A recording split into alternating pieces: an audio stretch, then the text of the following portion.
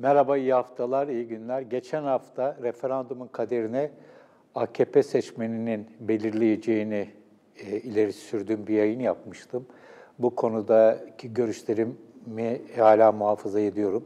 Bu hafta da Kürtlerin bu seçimde, bu referandumdaki pozisyonunu değerlendirmek istiyorum. Normal şartlarda aslında bu bütün seçimlere ve bu referanduma da esas damgasını vurması gereken Kürtler olabilirdi. Çünkü Türkiye'de Kürt sorunu, Türkiye'deki bütün sorunların bir nevi anası. Yani bütün sorunlar dönüp dolaşıp Kürt sorununa çıkıyor, kapısı oraya doğru çıkıyor. Ancak bu referandumda Kürtlerin daha önceki seçimlere kıyasla çok etkili olduklarını görmüyoruz. Daha sessiz olduğunu görüyoruz. Bunun tabii ki birçok nedeni var. Öncelikle Kürtlerin büyük ölçüde partisi olarak dikkat çeken HDP'ye yönelik çok ciddi operasyonlar var. HDP'ye ve Demokratik Bölgeler Partisi, belediye başkanlarının bağlı olduğu partiye yönelik çok ciddi operasyonlar var. Selahattin Demirtaş ve Figen Yüksekdağ, HDP'nin eş başkanları uzun zamandır içeride. Çok sayıda milletvekili içeride. Hala içeri alınanlar oluyor, gözaltına alınanlar oluyor, bırakılanlar oluyor, bırakılıp tekrar tutuklananlar oluyor. Ve sürekli bir onlara yönelik olarak devlet tarafından çok yoğun bir baskı var. Ve bu baskının referandumla doğrudan bir ilgisi olduğunu herhalde ileri sürmek abes olmayacaktır. HDP son seçimlerin hepsinde belli ölçülerde ağırlık koymuş bir parti olarak referandumda da tercihinin hayır olduğu bilindiği için HDP'ye yönelik, HDP yöneticilerine yönelik, milletvekillerine, yöneticilerine ve DBP belediye başkanlarına yönelik yapılan operasyonların, gözaltıları, tutuklamaların referandum sürecinde bu partileri zayıflatmak, etkisizleştirmek gibi bir amacı da olduğu kesinlikle doğru. Buna rağmen bu partiler çok köklü partiler, çok kendi işlerinde disiplinli partiler. Bütün bu operasyonlara rağmen örgütlülüklerini bir ölçüde koruyacaklardır diye tahmin edebiliriz. Nitekim İdris Baluken'le yaptığımız Skype yayınında İdris Baluken de bunu söylemişti. Ama işin çarpıcı yanı yayından 1-2 gün sonra İdris Baluken tekrar tutuklandı. Dolayısıyla tutuklama kararı çıktı. Dolayısıyla burada bir Kürtlerin siyasi temsiline yönelik olarak çok ciddi bir engelleme var. Ama buna rağmen Kürtlerin Türkiye'de en politize toplum kesimlerinden birisi olduğunu biliyoruz. Bu yıllardır böyle. Bir gazeteci olarak bunu özellikle bölgeye gittiğimde çok net bir şekilde defalarca gözleme imkanım oldu. En kendi halinde gözüken insanlara kadar herkesin Türkiye'deki gelişmeleri çok ciddi takip ettikleri, sadece Türkiye değil bölgedeki gelişmeleri çok ciddi, detaylı bir şekilde takip ettiklerini görüyoruz. Şimdi buna rağmen bir yönde, bir yanıyla HDP'ye, DBP'ye yönelik olarak operasyonlar, engellemeler var ama bir diğer yönü de son dönemde özellikle 7 Haziran seçimlerinden sonra içine girilen şiddet ortamı, çatışma ortamının Kürtlerde belli bir ilgisizliğe, bunalıma ya da bıkkınlığa daha doğrusu yol açtığını söylemek mümkün. Bu konuda yapılan araştırmalarda, son dönemde yapılan kamuoyu araştırmalarında seçime, referanduma daha doğrusu katılma oranlarında bakıldığı zaman Kürtlerde katılmama eğiliminin en azından şu aşamada yüksek olduğuna dair bir takım veriler var. Metropol araştırmasında bunların olduğu söyleniyor. Bunu da büyük ölçüde araştırmayı yapanlar Kürtlerdeki artık siyasete karşı ilgisizlik, bu aslında siyasete karşı ilgisizlik Kürtlerin siyasetten koptuğu anlamına gelmiyor. Sonuç olarak Kürtlerin şu anda yaşanan, siyaset adına yaşananlara karşı bunların kendi dertleriyle bir ilgisi olmadığı düşüncesi herhalde böyle. Yoksa Kürtlerin politizasyonunun çatışmaların tekrardan başlaması ve tırmanmasıyla beraber politizasyonun çok daha arttığını söylemek kesinlikle mümkün. Garip bir şey yaşanıyor. Politizasyon artıyor ama ülkedeki yaşanan politikaya karşı ilgi azalıyor. Böyle bir ilginç bir durum var. Bu aslında tüm Türkiye için hiç hayırlı bir şey değil. Yani bu arayışlarını mevcut sistem içerisinde, mevcut siyasi yapılanma içerisinde ve süreçler içerisinde arayışlarını karşılığını bulamayacakları duygusunun Kürtlerde yükseliyor olması Türkiye'nin bir arada yaşama duygusunu çok ciddi bir şekilde aşındırıyor. Bunu özellikle vurgulamak lazım. Peki katılım oranının düşük gözüküyor olması ya da katılmama oranının Kürtlerde yüksek olacağı yolundaki tespitler sandığa gerçekten yansır mı? Bu referandum gününe kadar neler yaşayacağımızla doğrudan ilgili olacaktır. Ama şunu rahatlıkla söyleyebiliriz ki HDP ve DBP'nin önündeki engeller daha da arttırılacak ve onların kendi seçmen tabanını aktif bir şekilde sandığa taşıma çabalarının önündeki engeller giderek arttırılacak. Yani hayır demesi beklenen kesimlerin çalışmalarının önünde engellerin artacağını varsayabiliriz. Ama buna rağmen katılımın ben şu anda söylenen kadar katılmama oranının şu an söylenen kadar yüksek olacağını sanmıyorum. Son ana doğru özellikle Kürtlerde bu referanduma katılma oranının yükseleceğini tahmin ediyorum. Bunu tamamen bir hissiyat olarak söyleyebilirim. Kürtlerin bu olaya seçmen olarak referandumda damga basmıyor görünmesine rağmen Kürt meselesi bu referandumun en merkezinde yer alıyor.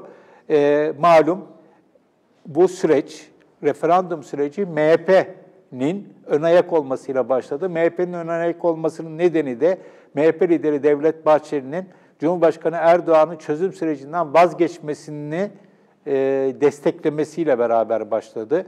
Ve dolayısıyla MHP'nin bu süreçte yer almasının en önemli nedeni çözüm süreci çizgisinden siyasi iktidarın vazgeçmiş olması ve bir daha da o çizgiye dönmeyecek olması beklentisi.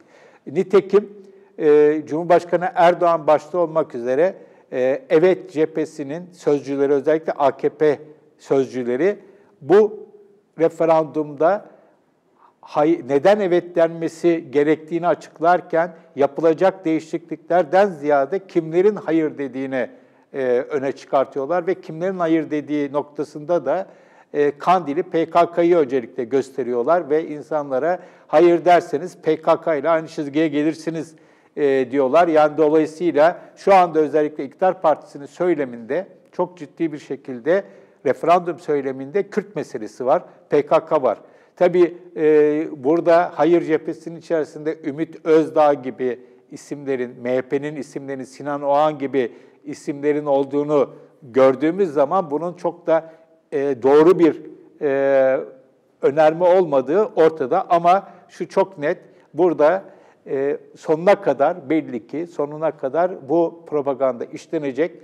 İnsanlara hayır verirlerse PKK ile aynı çizgiye gelmiş oldukları söylenecek. Burada dikkat edilirse burada hitap edilen kesim Kürtler değil. Burada hitap edilen kesim esas olarak Türk milliyetçiliğine yakın olan kesimler ve geçen yayınımıza da gönderme yaparak söyleyeyim, AKP'nin kendi tabanı. AKP'nin şu andaki hayırı terörle eşleştirme stratejisinin temel hedefi kendi tabanı içerisindeki tereddütlü kesimlerin, sandığa gitmemeyi düşünen ya da gidip de hayır vermeyi düşünen kesimleri ikna etmek için bu argüman kullanılıyor. Tabii burada çok ilginç bir takım detaylar da var. Mesela CHP milletvekili Mustafa Balbay'ın yaptığı bir çıkışa tanık oldum. Mustafa Balbay diyor ki aslında HDP ile İktidar Partisi arasında bir anlaşma var.